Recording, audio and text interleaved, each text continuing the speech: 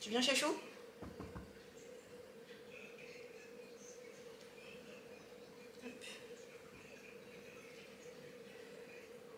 Bien le bonjour, comme vous l'avez vu dans le titre de la vidéo et sur Instagram si vous me suivez aussi là-bas, et ben nous avons adopté cet adorable petit chaton. C'est pourquoi aujourd'hui je vous propose une vidéo sur les DIY que j'ai réalisés pour elle. Donc elle c'est Shani, une jolie petite femelle ragdoll de 3 mois, qui est une grosse machine à ronron. Tu fais coucou Shani? Regardez-moi, je suis fluff. Donc vous allez voir, je vous propose 3 petits DIY, certains plus utiles que d'autres, à vous de voir ce que vous en pensez. Moi ça y est, je me suis fait mon idée. Donc projet numéro 1, la babale. Alors pour ça, j'avais envie de créer quelque chose au crochet. J'ai rassemblé les petites ficelles que j'avais, un petit grelot à cacher à l'intérieur, et puis j'ai commencé à crocheter. Alors au départ, j'ai essayé de crocheter la petite ficelle autour de la grosse. Bon, vous allez voir, j'ai pas trouvé ça hyper concluant, mais je suis certaine qu'il y a une façon de faire. Bon, j'ai pas voulu trop me prendre la tête avec ça, finalement j'ai décidé de défaire et de n'utiliser que la grosse ficelle. Là, rien de plus simple, si vous savez crocheter un petit peu des amigurumi, on fait un cercle magique et on crochette une sphère. Donc ça c'est vraiment très facile, c'est la base du crochet. Donc je crochette ma sphère et une fois que je suis arrivée quasiment en haut, je glisse mon petit grelot à l'intérieur. Hop, voilà. Et je referme la sphère, tout simplement.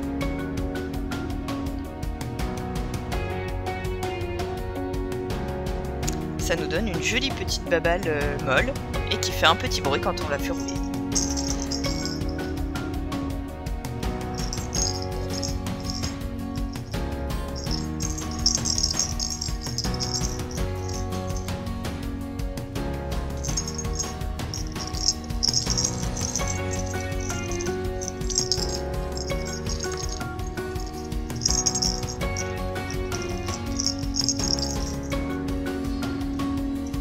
Deuxième projet, donc le panier. Alors, pour coudre le panier, j'ai décidé de partir de choses que j'avais déjà, à savoir ce manteau que je ne mets jamais. Je l'ai mis une fois après l'avoir cousu et puis c'est tout.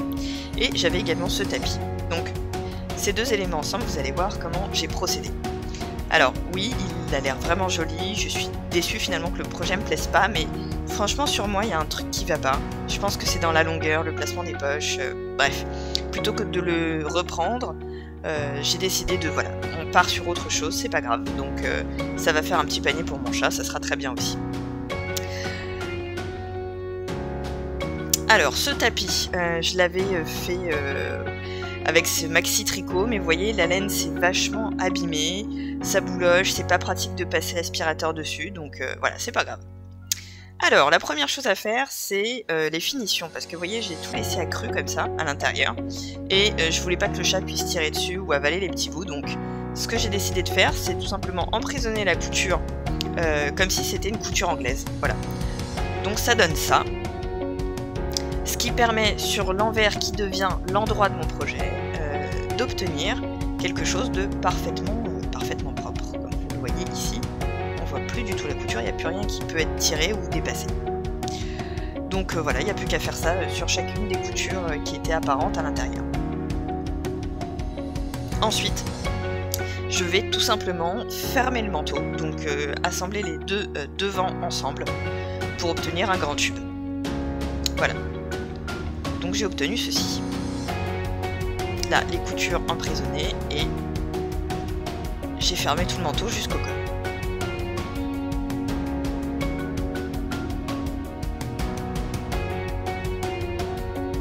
Retourner sur l'envers, on obtient ça.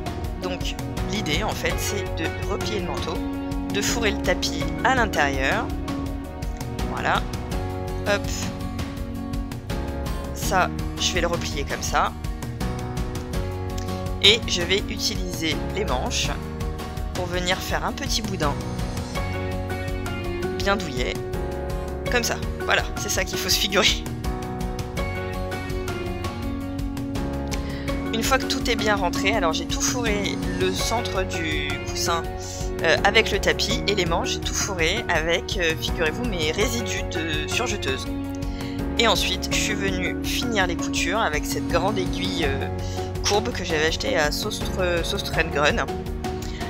Donc voilà, je fais de la suture sur mouton.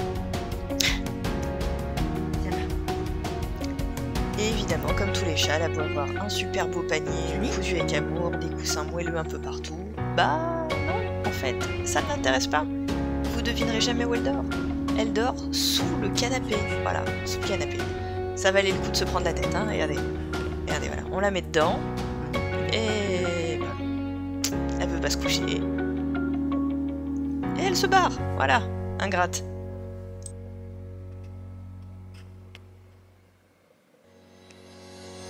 Le projet numéro 3, donc il s'agit de la proie.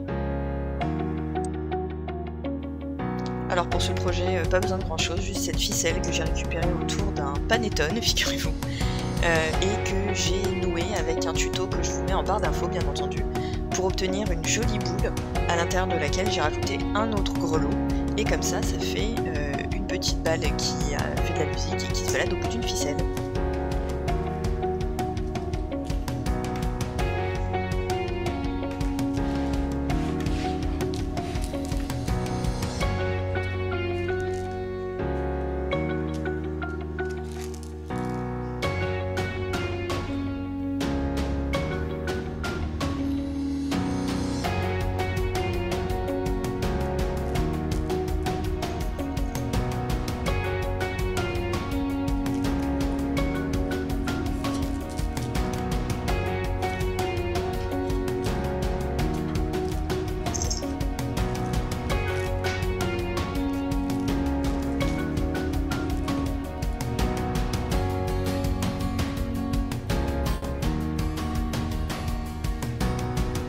Voilà, c'est tout pour aujourd'hui. Donc j'espère que cette vidéo qui change un petit peu vous a plu. On a mélangé de la couture, du crochet, des tas de techniques DIY.